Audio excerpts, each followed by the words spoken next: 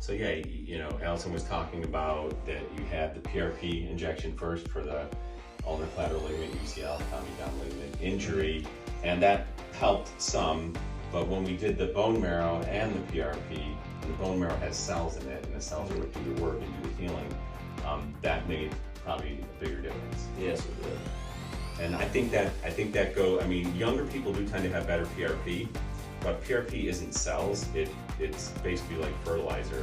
It's growth factors that your platelets have. The platelets are those things that form a scab when you cut yourself, and they release growth factors, and those growth factors stimulate other cells and blood vessels that come in the area, which helps. And then when you're younger, it is more powerful than in an older person. It still works in an older person, but it may take 2 or 3 shots. But it's still not quite as good, at least especially for this problem, because you're putting a lot of stress on that elbow.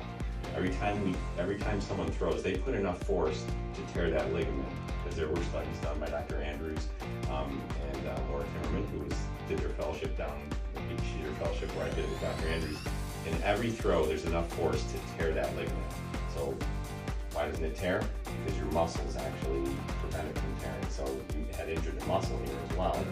And so there's a lot of force going through there. So sometimes I don't think PRP is enough. At least that's been my experience. I think using the bone marrow has made a huge difference on people, younger people, that they've been able to avoid Tommy John surgery, especially if they have open growth plates.